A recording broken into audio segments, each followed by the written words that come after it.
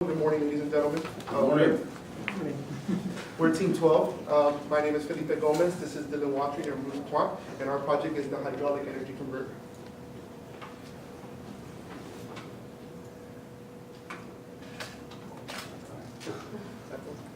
So what we're going to be doing with our project is we're going to try to be able to make a hydraulic energy converter that's going to be self-sufficient. And the main idea behind our design is going to be a single housing that will have all the components encased inside. And this single housing, we want to be able to implement it into different applications with just a slight modification, modifications to the design. We also like to make it very highly efficient. Some of our motivations behind this is we want to be able to generate electricity in a clean and renewable manner, and we want to be able to make this energy accessible and economical to communities around the globe. What we're going to be doing is we want to be contributing to the global need right now of trying to find a way to harness natural clean energy and convert it to electricity. And expanding on that knowledge, we want to be able to solve like real-world engineering issues, like the energy crisis I just spoke of. And for our application, we just want to be able to have some ways of implementing it into different applications, like such as staircases, walkways, and wave energy. All right, we began the project by researching different types of hydraulic converter systems and their components. So we researched different hydraulic pistons, we researched different valves like the directional control valve, we researched different hydraulic motors and generators to be used. We've also got into research about the current hydraulic energy converters, and mainly their application for renewable energies is in the wind, ocean, and tidal energy. And there are two that we're looking at. One is from the University of California, Berkeley, and they have what is called a wave carpet. And it simulates a seabed, oscillating pistons and using a hydraulic system to generate energy in that way. And there's also one from the Delft University of Technology in the Netherlands, and they're trying to harness energy from a wind turbine and an offshore wind turbine, and they're trying to use seawater as the hydraulic fluid and using the hydraulic system to generate energy in that way. All right, so we used a different couple of standards for our project. So the first one we used is the ASME Performance Test Code, PTZ 28-2011. And what this standard is, it outlines kind of the procedure and the measurements to actually calculate the efficiencies of different hydraulic systems. And we're also taking into consideration the ISO International Classification for Standards, the ICS. The ICS 93.160 is for hydraulic construction, and it's actually a civil engineering based standard, but we're using that as the basis for our construction of our single housing design and all of its components. And then we're also taking into consideration the ICS 27.140, which is a hydraulic energy engineering standard, and that's what we're basing our actual energy harvesting from the hydraulic fluid for our design. And another important standard is the ICS 75.120, and this one actually entails the use and maintenance for hydraulic fluids. So our overview of the conceptual design of the hydraulic system, this is the diagram. So it includes a hydraulic piston, which force is applied, and then a flow goes to the line, and it goes through the directional control valve, and then across the hydraulic motor, and then that motor spins and spins the generator to create the electricity. So a little bit of our structural design and our simulation plan. What we're going to be trying to do is make this unit no bigger than a 3x3x3. The reason for this is we want to be able to make it be able to be portable, so we can be able to implement it in different aspects. We're going to be incorporating all the aspects that you just saw in the conceptual design inside the actual housing. So we're going to have the hydraulic piston, directional flow valve, the motor, the generator, and all the hydraulic fluid lines we're going to try to be enclosed in one single system. All right, so this is kind of the Solidworks design of the casing unit that Felipe was just talking about. Basically, we want this to be waterproof and kind of weather resistant. So we made it in a way that the cover was going to sit on top or on the side of the case, bolt on, and it will be sealed with a gasket. The next component is going to be the hydraulic piston. This is another Solidworks rough design. And this is going to be the actual component that can change varying on the application that's used in. For example, if we use it in a wave energy, the piston rod can be extended in length, a buoy added on top. So this is going to be the component that changes. And then the directional control valve, this is another just SolidWorks model of it. And this is an important part because this ensures that the flow rate across the motor remains constant and it doesn't change back and forth. So what this works is there's a spool inside this casing and it switches back and forth to switch the direction of the flow. And there's two main ones that we looked at. We looked at the electrical and we looked at the mechanical. The mechanical uses a lever or a switch to move the spool, and the electrical one uses an electromechanical solenoid to move it. And then the next part we looked at is the hydraulic lines themselves. So we looked at the two main options with steel tubing and hydraulic hosing. After weighing the pros and cons of both, we decided to go with the seamless, low carbon, and yield steel tubing because it has a higher superior heat transfer rate, a longer usable life. It doesn't expand when the pressure is increased, and it also has the lowest chance of leakage. The last part, or the last main part that we looked at is the hydraulic fluid. So we went with a petroleum-based fluid. The viscosity grade is actually a really important part because the grade determines what operating temperature the fluid can actually operate at. The next part we looked at is the detergent or non-detergent fluid. So the detergent fluid, what it actually does is it emulsifies water within the fluid, and that we actually don't want because it reduces the lubricity and the filterability, and it actually which leads to increased corrosion and cavitation. And the last part we looked at was adding ZDDP, which is an anti-wear fluid. And basically what this does is it reduces the wear on the different hydraulic components. So it reduces the wear on the hydraulic piston, the valve, and the hydraulic motor.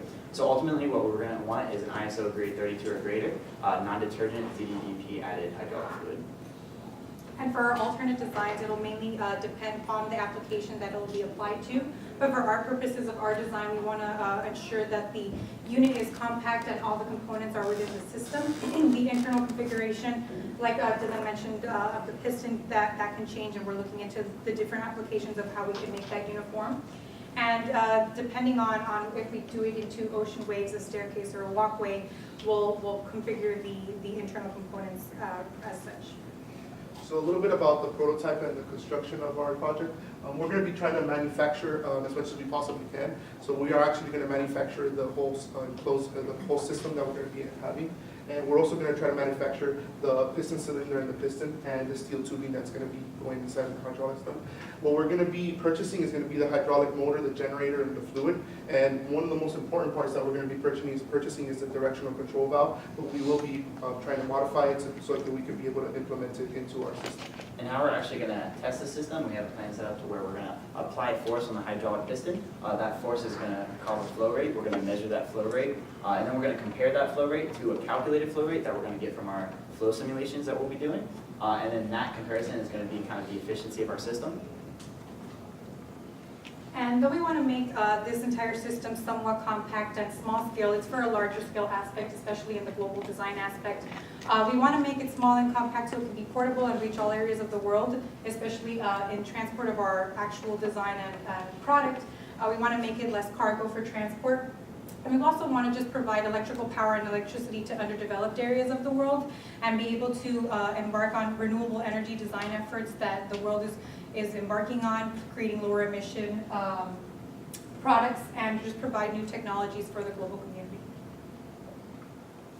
And throughout our design experience so far, we've gained a lot of knowledge on hydraulic systems, on their individual components and how these components work together to create energy or to generate energy.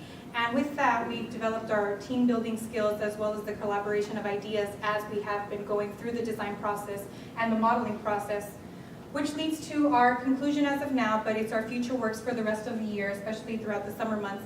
As Felipe will mention, we'll begin the prototyping and the simulation of our design, of the design aspects that we have as of now, so that we could manufacture a final piston, purchase the correct hydraulic components, as he mentioned, the directional control valve, the lines, the fluid, and in the end, it's to finally bring together our final configuration of our single unit housing hydraulic system so that we could get it ready for implementation and integration towards the end of next year.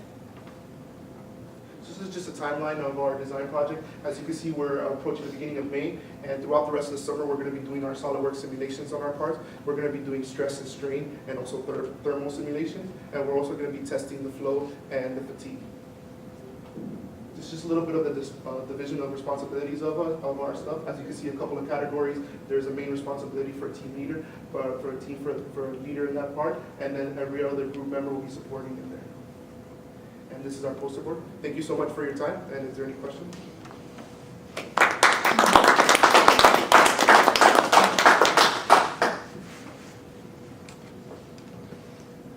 Good question.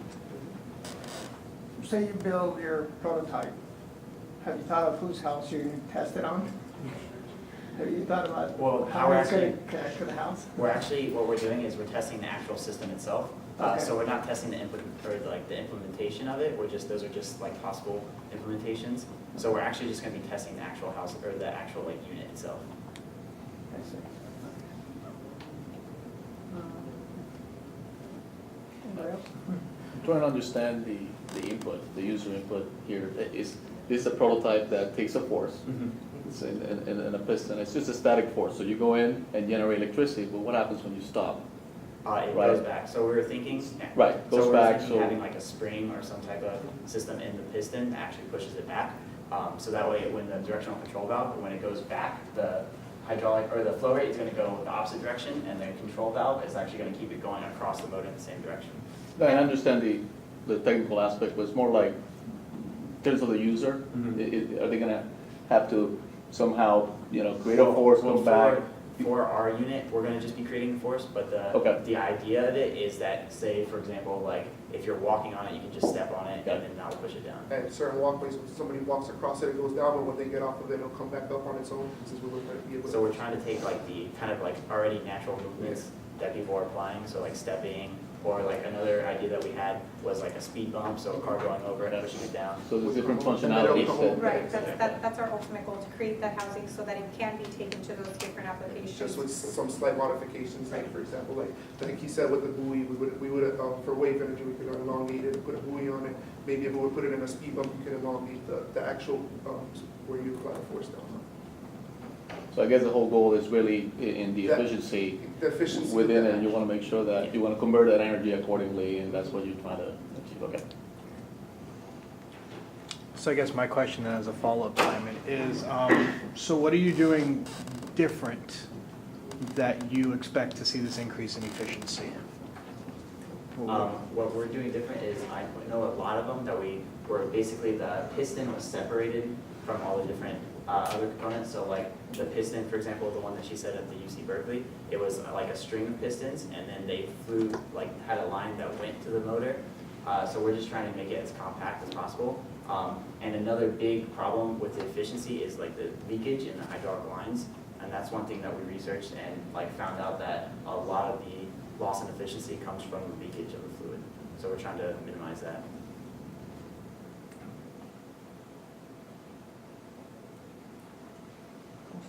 Can you talk a little bit about the hydraulic motor itself, and what, so you have a fluid going in through maybe some veins, and what kind of RPM do you need to generate enough electricity to be, usable? Well, we haven't really gotten that Okay. yet because we need the flow rate, and so we need the flow simulation that we're gonna be doing on the lines and stuff.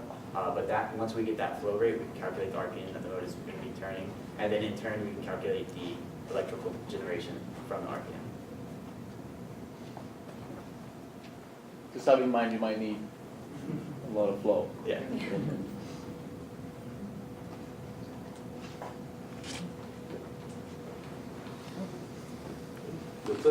Thank you guys.